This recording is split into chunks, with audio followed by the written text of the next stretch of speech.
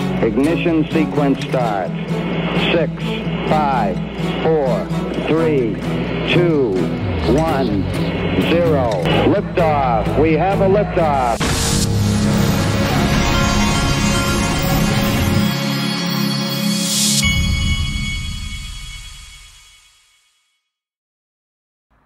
Hey everybody, this is the Digital Asset Investor, and I just got back from Washington, D.C. I went there for one day. The reason my video this morning did not cover all of the Ethereum stuff was because I had pre-recorded that video because I was going to go to D.C. And I'll get into what I was doing in D.C. and what happened there here in a minute. But first, I wanted to show you this. This is a new promo for XRP Las Vegas. And remember, Brad Combs and I are giving away two tickets. It's going to be you and your plus one to have dinner with us in XRP in Las Vegas when we do XRP Las Vegas. We'll have the exact date out here shortly that we're going to do this. But this is to everybody that's listening on YouTube. You can, you'll have a chance as long as you buy a general admission ticket between now and the end of March. You'll be entered, and we're going to pick one. All right, here's the new promo. The countdown continues to XRP Las Vegas 2024. May 3rd and 4th is right around the corner. Book your room at the MGM Grand and hang out with the XRP community. Before and after each conference session, go to xrplasvegas.com for a discount link to hotel rooms. Andy Scheckman and Lynette Zhang will be on stage talking about gold, CBDCs, and tokenization with the greatest financial paradigm shift in the history of mankind. David Schwartz will be on stage talking about everything XRPL, including the new AMM set to launch this month. All tickets purchased from now to the end of the month will be entered to win an all-expense-paid private dinner for you and a guest with Digital Perspectives, Brad Kimes, and DAI. Get your tickets now. He took the picture of me like the morning after XRP Las Vegas where I had scruff. I had not shaved. Thanks a lot, Brad. XRPLasVegas.com. Don't miss out. I saw Molly Elmore at the airport and had not really gotten a chance to talk to her much. So here it is. And I want to tell you all right out of the gate, this was, I do not want, nor did I want. I don't want Bitcoin to be sued by the SEC. I don't want Ethereum to be sued by the SEC. That has never been the objective. We've said it over and over and over. The objective was to have a level playing field and have the SEC leave all digital assets alone and let them thrive and see which technologies could rise and do well, and made the best technology win, which would be better for our country.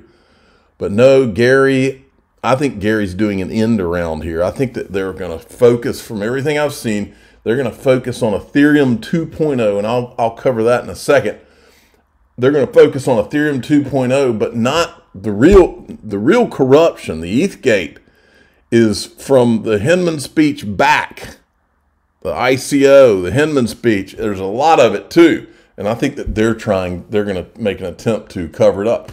But I'm not an attorney, but Meta Lawman is an attorney. He was on with Thinking Crypto, and he gave his thoughts on this. Listen to this.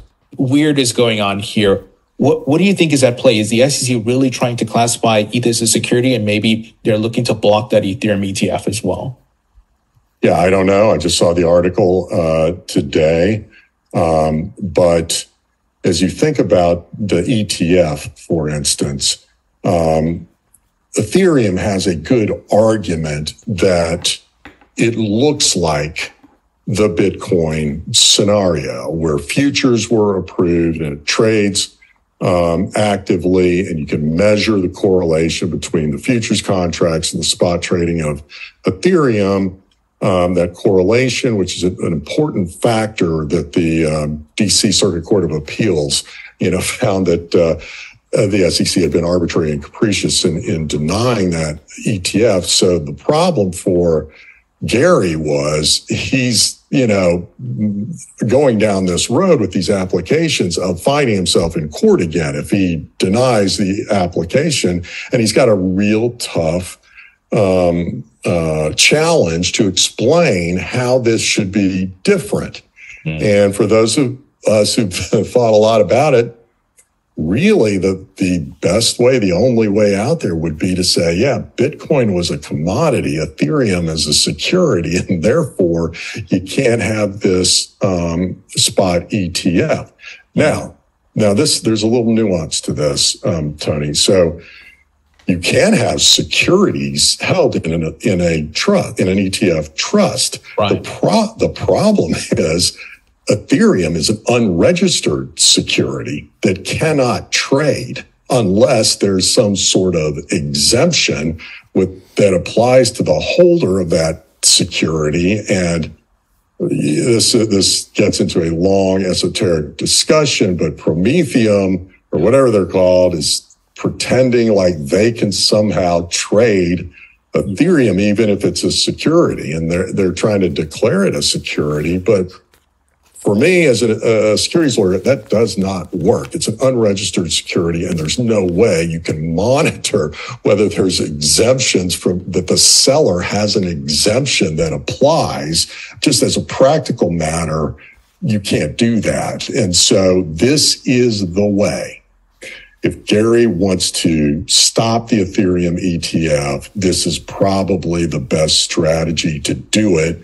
And if he does, there are tremendous collateral consequences if they place the big black cloud over Ethereum, like they did over Ripple for years. The big black cloud. It's hard to predict, what the consequences would be of declaring that an unregistered security when you've got all of these projects built on top of the Ethereum blockchain. And if it is fundamentally, the operation of transactions in an unregistered security, that's illegal, without an exemption. And so it would be an absolute mess. But again, you mentioned politics.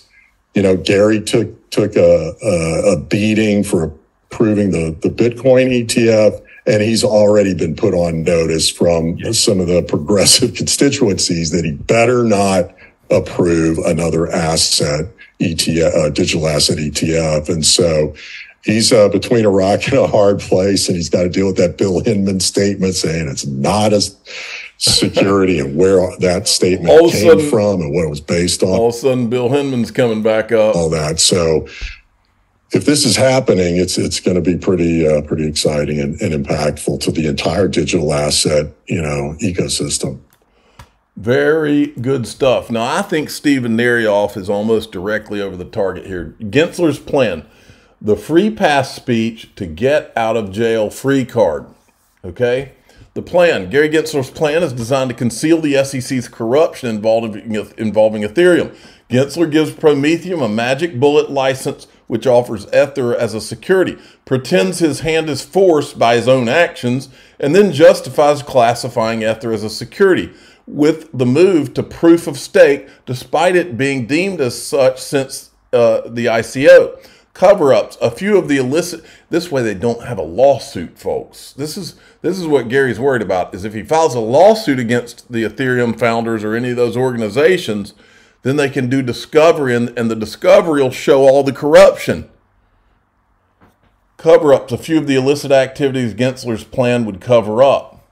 SEC's favoritism to Ethereum and Prometheum both effectively controlled the CCP-affiliated entity by the CCP-affiliated entity Wang Zhang.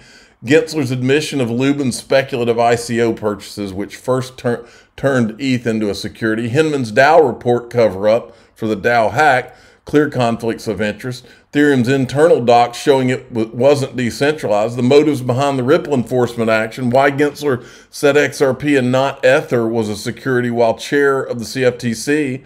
The SEC's illegally led false prosecutions to silence me, which I defeated and exposed. The SEC purge.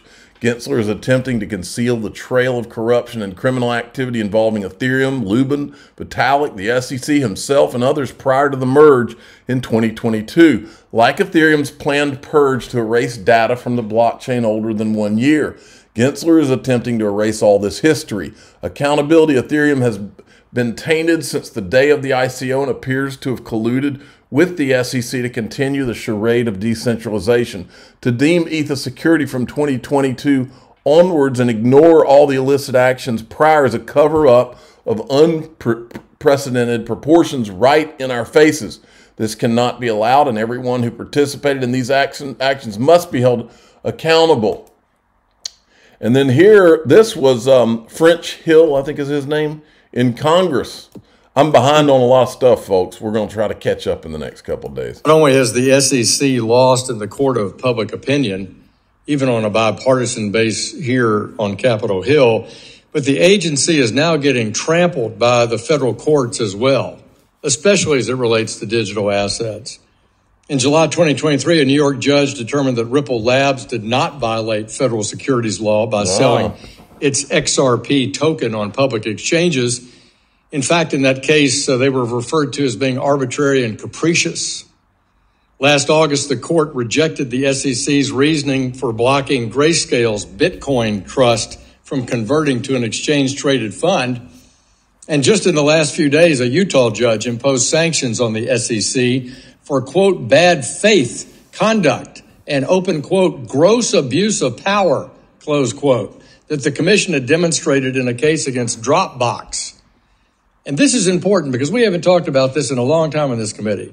And as a result of that gross abuse of power, the commission is required to pay the legal fees, which means that our constituent tax dollars are now being used to pay for the SEC's overreach and failure. That's disgusting. So whether it's refusing to comply with the Administrative Procedures Act or not, or providing clear rules of the road for the digital asset ecosystem, it's clear that the SEC under Gary Gensler blatantly and repeatedly oversteps its statutory authority. Darn right. Okay, in DAIXRP.com, we're going to talk about why I went to D.C., who the senator was we met with, what we were doing there, and the whole thing. And I just went for a day, and I just kind of went on a whim, to be honest, but I'll go over all that. I'm the digital asset investor. I'm not an investment advisor. This is for entertainment purposes only. Please subscribe, hit the like button, tell your friends and family. Here we go.